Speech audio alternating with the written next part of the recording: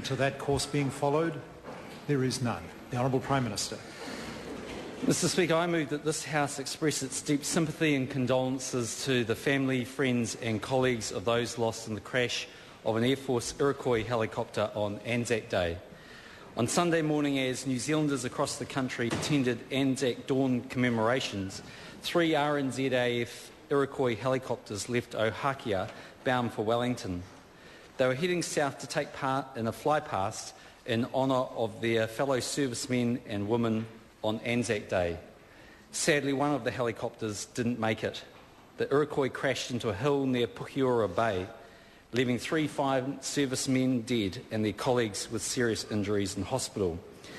Flight Lieutenant Hayden Peter Madsen, aged 33, Flying Officer Daniel Stephen Gregory, aged 28, and Corporal Benjamin Andrew Carson, aged 25, were lost.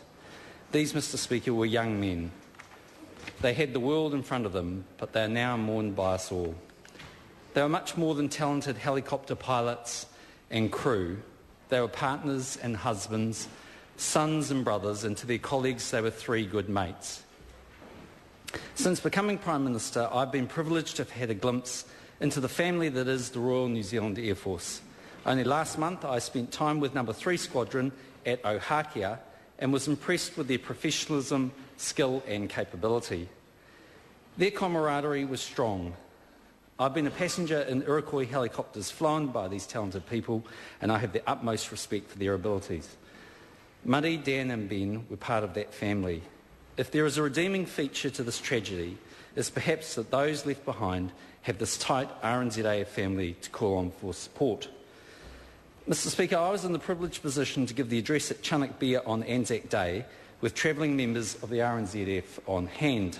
As I looked down, I couldn't help but notice that many of the Air Force men and women had tears streaming down their faces. It showed how deeply personal this loss is for them all and what a tight family the RNZAF is. Sergeant Stephen Cregan can also call on this support as he recovers in hospital after surviving the crash. We wish him all the best for a full recovery and our thoughts are with him and his family. Mr Speaker, this is a chapter in the RNZAF's history that we wish had never been written. That this crash occurred on Anzac Day only adds to the pain and sense of loss and reminds us again of the risks our servicemen and women take every day. Muddy, Dan and Ben will not be forgotten. They died doing what they loved. Mr Speaker, I must also add that this tragedy has been felt around the world. While travelling back from Gallipoli, I was touched to receive a message of condolence from Her Majesty the Queen. The Australian Prime Minister, Kevin Rudd, has also passed on his sympathies. This is a tough time for the Defence Force. Only yesterday, Private Tahuna Tahapihi died after a road accident outside the Linton Army camp, representing the 4th military death in 2 days.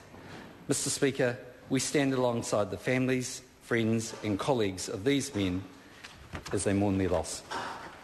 The question is that the motion be agreed to. The Honourable Leader of the Opposition.